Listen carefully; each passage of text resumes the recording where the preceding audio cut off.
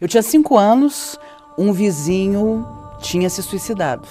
Como nós éramos muito pequenas, eu e minha irmã, meu pai disse que ele tinha ido fazer uma viagem e não ia voltar por muito tempo. Mas ele foi até mim, chorando, e queria saber dos filhos dele. E quando ele se aproximou de mim, eu senti uma dor no corpo incrível e pedi a ele para não se aproximar de mim, porque quando ele chegava perto de mim, eu sentia dor. Isso durante a noite, acordada. E depois eu fiquei sabendo, mais tarde, que ele era paraquedista e, de propósito, ele não abriu o paraquedas. Deixou um bilhete dizendo que estava fugindo da vida assim, através da queda do avião, de propósito. Mas imagine quando eu contei isso para os meus pais.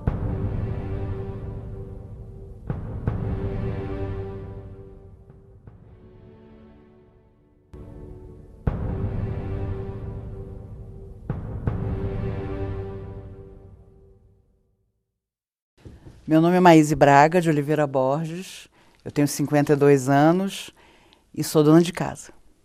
Sou Sandra Ventura, tenho 39 anos, nasci em Brasília, sou casada, mãe de 2 filhos, servidora pública federal e psicóloga. Hoje eu sou assessor no Superior Tribunal de Justiça, sou concursado e também sou assessor de um ministro lá. Sou servidor público, atuo na área de gestão documental.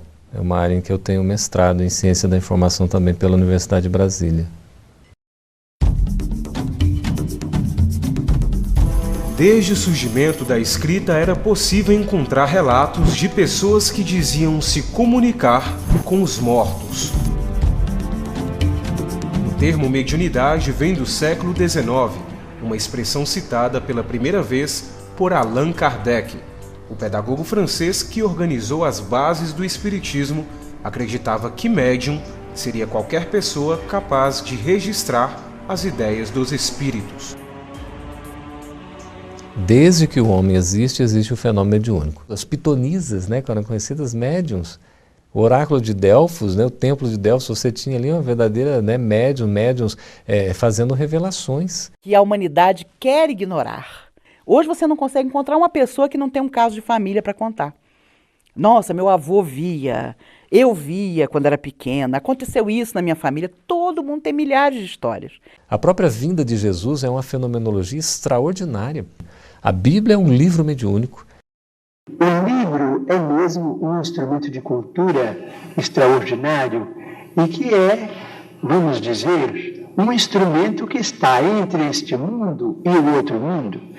É tão importante que o primeiro livro que veio para a humanidade, vamos dizer, é um livro do mundo espiritual, um livro de pedra, que foi os 10 Mandamentos.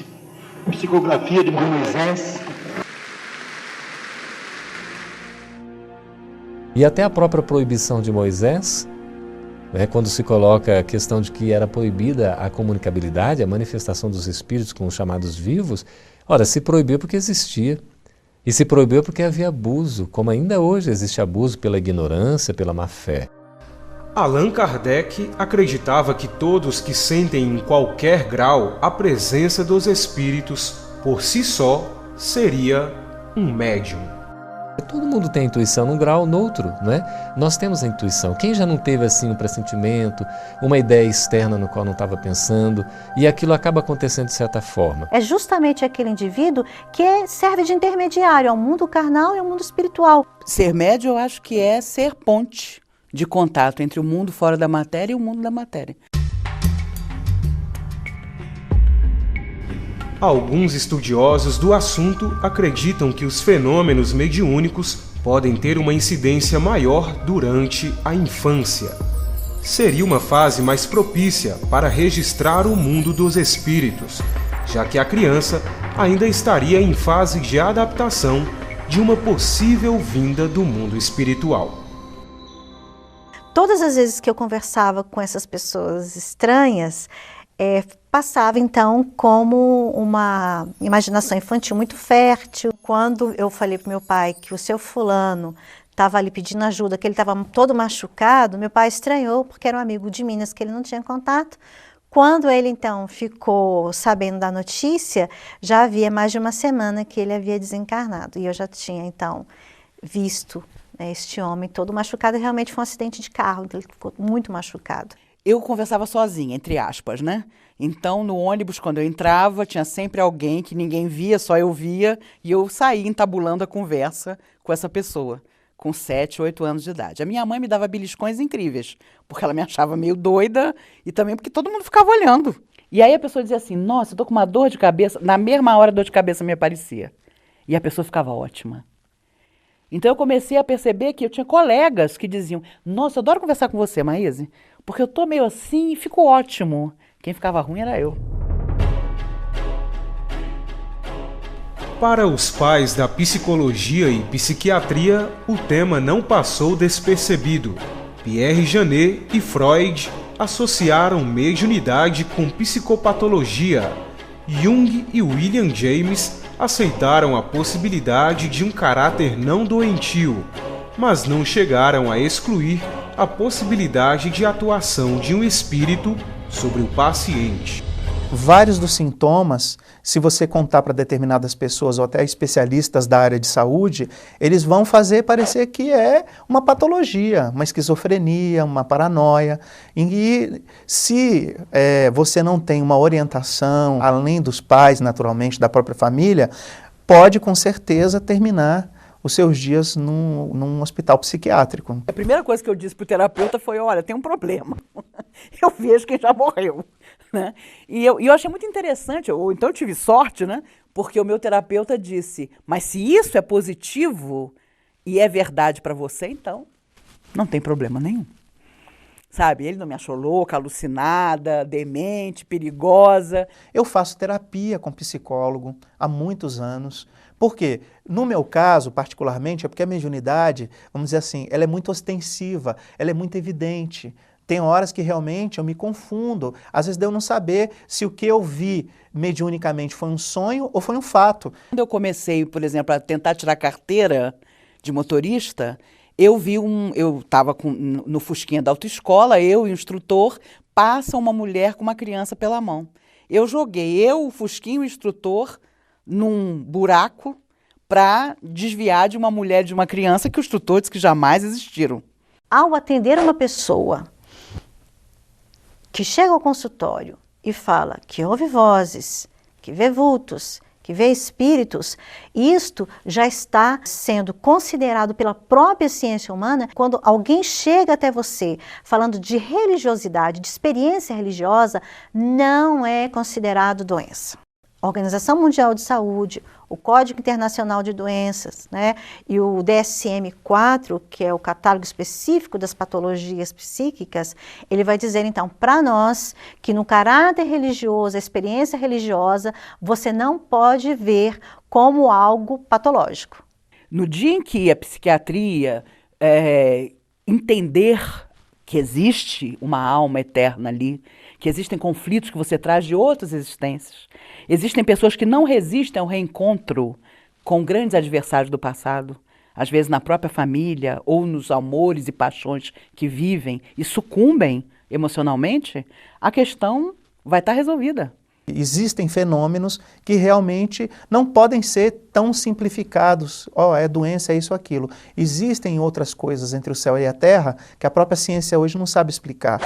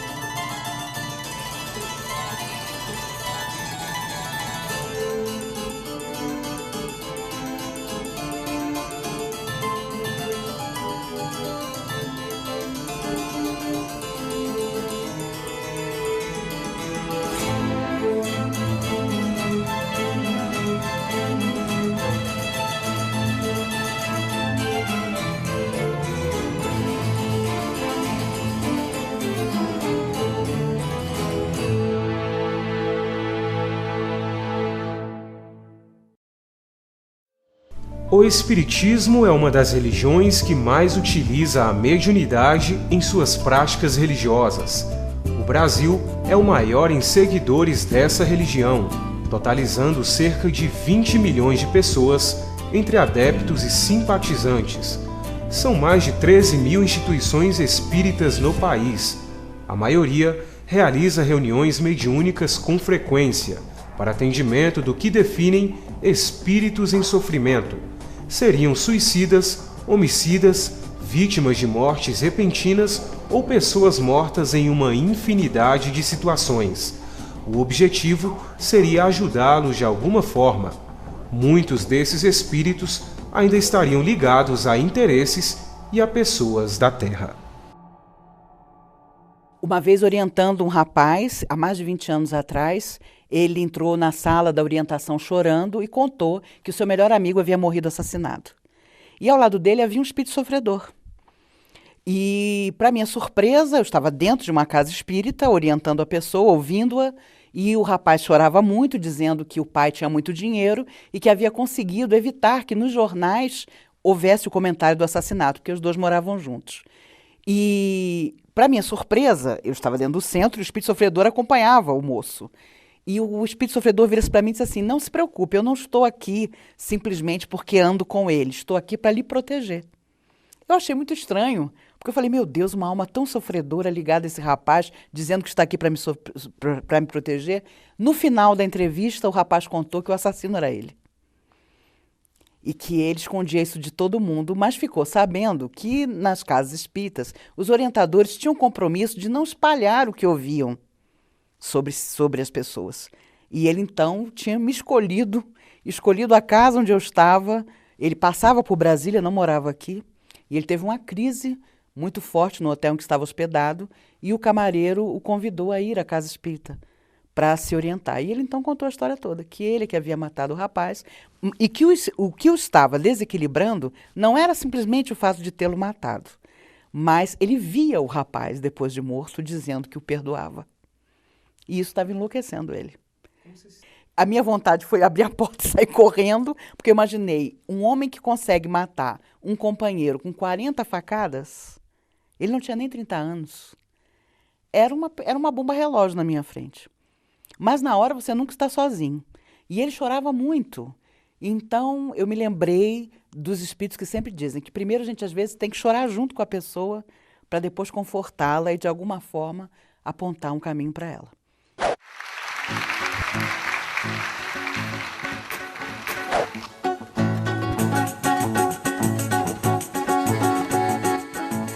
Por entre estrelas, me encantando pelo céu, improvisando este meu samba, eu sou Noel. Porém, se o samba não está ainda fiel, é que faz tempo que deixei Vila Isabel. Mas quem um dia foi na Vila Bacharel, se faz o samba tem sabor de mel. E nesse samba vou botar até frações de substâncias pra nutrir os corações. A substância de que falo é a verdade. Quem foi que disse que não há imortalidade?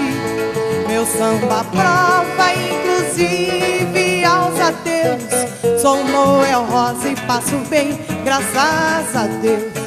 O médium, normalmente, ele tem muita empatia. Ele se identifica muito com o meio ambiente, com as pessoas que estão perto dele. Quanto mais sintonia, mais afinidade ele tem, mais ele tem conexão com as pessoas, com o ambiente à volta. Então, hoje, com base nisso, eu procuro selecionar os ambientes que eu frequento. Nunca foi uma boate, porque os espíritos que eu via na porta já me desencorajavam. Então, não é assim uma coisa, né, que me faça falta, nunca fez. Mas, quando eu digo que nunca entrei numa boate, as pessoas ficam, meu Deus, você não viveu? Eu digo, não, vivi. Mas se você visse as entidades sofredoras que ficam à porta das casas noturnas, não porque sejam casas noturnas, mas porque muita gente que vai lá frequenta em busca de outras coisas. Do vício, das aventuras menos dignas, do desrespeito ao outro, sabe? Então, quem já viu um espírito, por exemplo, ligado às questões de sexo desvirtuado, não esquece. Não é mole, não. Nós temos também, assim, às vezes, a a condição de verificar determinadas doenças nas pessoas. Não é algo que eu controle, vem de forma espontânea. Por exemplo, eu estou conversando com alguém e de repente a pessoa fica meio translúcida, como se tivesse eu vendo o interior da pessoa, os órgãos batendo, funcionando, as vísceras, tudo, e determinado órgão fica mais claro para mim, o fígado, o coração, o intestino, a cabeça, e aí vem aquela voz assim, ó, fulano está com problema em tal área. E a partir disso, eu verifico que essas informações vêm de lá para cá. Se está aparecendo para mim que a pessoa tem uma doença, não fui eu que descobri a doença. Algum espírito tem interesse, espírito naturalmente é protetor, né? Ele tem interesse que eu mostre para a pessoa que ela tem tal doença. Para quê? Para que ela se cuide. A mediunidade é algo espontâneo, é natural. Ela vem sem você necessariamente pedir, ou você ficar, por exemplo, desenvolvendo algumas técnicas. E há também uma noção errada que as pessoas têm de que você está o tempo todo mediunizado, sintonizado, que os espíritos se intrometem na sua vida, que você vê e escuta o tempo todo, o que não é verdade. Porque ninguém suportaria uma vida assim. Isso não é sempre, não é quando eu quero. É quando os espíritos superiores permitem. O bonito da mediunidade é que os fenômenos que ocorrem, até os que comprovam a existência do plano espiritual, são sempre espontâneos. Nós somos pessoas comuns, todos nós. Sejamos médiuns ou não, todos somos comuns, pessoas normais. O médium, ele vive na sociedade. É uma pessoa que tem a sua função no emprego, né? Seja empregado numa empresa privada, no serviço público. É algo que não tira a nossa condição de pessoas que vivem em sociedade. Eu saio para dançar, eu adoro festa, eu saio com a minha família. Evidentemente que como eu sou mais sensível aos ambientes, eu escolho os ambientes onde eu vou frequentar. Não adianta dizer, nossa, fulano é um médium impressionante. Mas se for um médium equivocado, uma pessoa que na sua vida pessoal não seja correta, digno, nobre, ele vai ter gravíssimos problemas. Porque aí ele tem uma força que ele não está administrando. Aí espíritos zombeteiros, sofredores, com outros interesses, vão administrar essa força no lugar dele. E aí surgem as perturbações e até a loucura. A necessidade do exemplo, da mediunidade que não admite presentes, não admite dinheiro. E outra, a tendência de ser algo forjado, por exemplo, até às vezes uma mistificação que venha de um espírito enganador, é muito grande quando você começa a cobrar.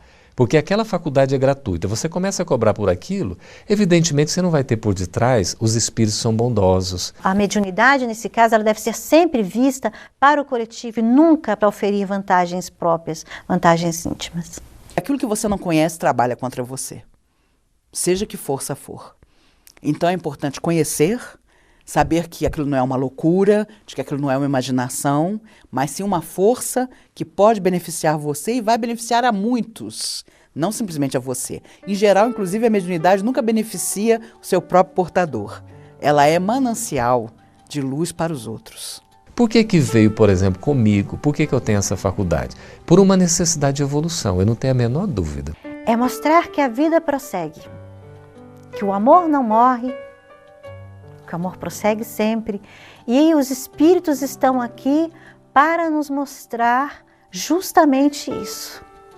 A mediunidade vem como um recurso terapêutico para nós mesmos médiuns, primeiramente para nós, como uma necessidade de corrigenda, de melhoria, de aperfeiçoamento. Dona Ivone do Amaral Pereira, que foi uma médium extraordinária no Brasil, tem uma frase que resume assim: Deus dá a mediunidade para grandes criminosos do passado, para que eles, de alguma forma, possam se modificar e ajudar a muitos, porque com a mediunidade você tem capacidade de ajudar a muitas pessoas.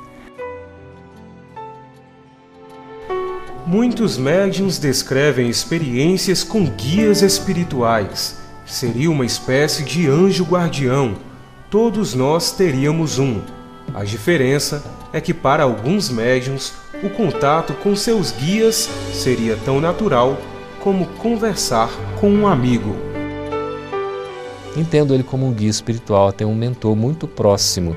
E eu fiquei uma vez curioso, querendo saber quem ele era, como ele era. Sabe o que aconteceu? Eu fiquei durante 60 dias Só depois que eu fui contar esse período. 60 dias sem ter sequer uma percepção desse espírito. Nenhuma percepção. Não o sentia, não o percebia, não tinha nenhuma intuição acerca dele. Depois de passar desse tempo, que aí eu fui calcular exatamente quando ele deu a primeira manifestação depois desse interregno, ele me surge assim, ele falou: eu não quero que você me veja, e quem eu sou, isso é o que menos importa. E isso tudo que você recebeu foi uma lição, para que a sua curiosidade diminua e o seu serviço aumente. Certa vez eu estava muito abatida. Foi quando eu recebi um diagnóstico de uma doença que provavelmente consumiria os meus dias e a minha saúde estava definhando. E eu estava muito abatida, estava chorando, estava no carro e fui passando pela rua, olhando as pessoas ali na W3 Sul e, coincidentemente, ali tem muitos mendigos. E eu fiquei pensando assim, como seria estar no lugar daquelas pessoas, já que eu estava me achando tão sofredora. Eu estava com muita alta piedade, porque realmente era uma doença, um diagnóstico muito pesado.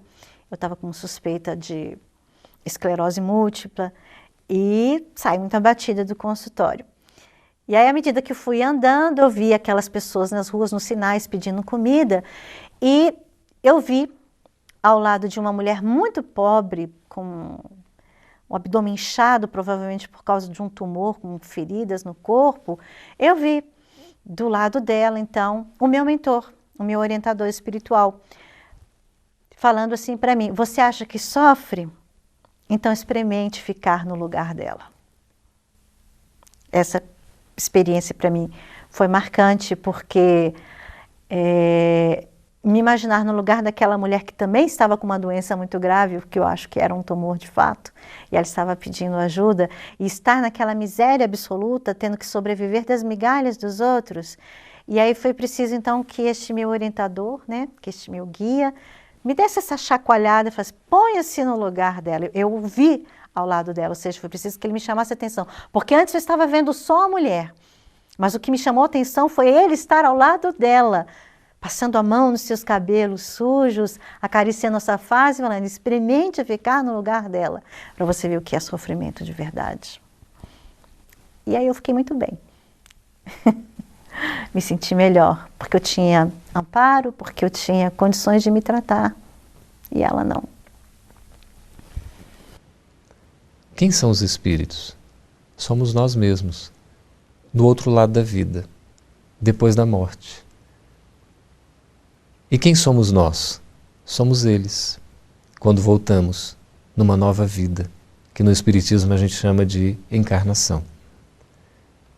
Então os espíritos são uma realidade. Aliás, eles poderiam existir sem que o próprio mundo material existisse. É tão curioso isso. Se a gente for dizer que tudo que nós estamos vendo é o que é aparente e o que nós não vemos é o que é real, seria algo assim meio de uma viagem, não é? Extraordinária. Você está ficando louco.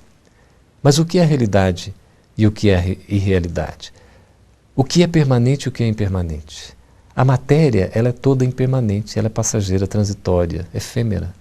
O espiritual, o imaterial, é o que é permanente, é o que é sólido, é o que existe desde sempre e que poderia existir independentemente da existência da matéria. Então os espíritos são uma realidade. E os espíritos desencarnados, como a gente chama, aqueles que já estão sem um corpo físico, somos nós. Amanhã.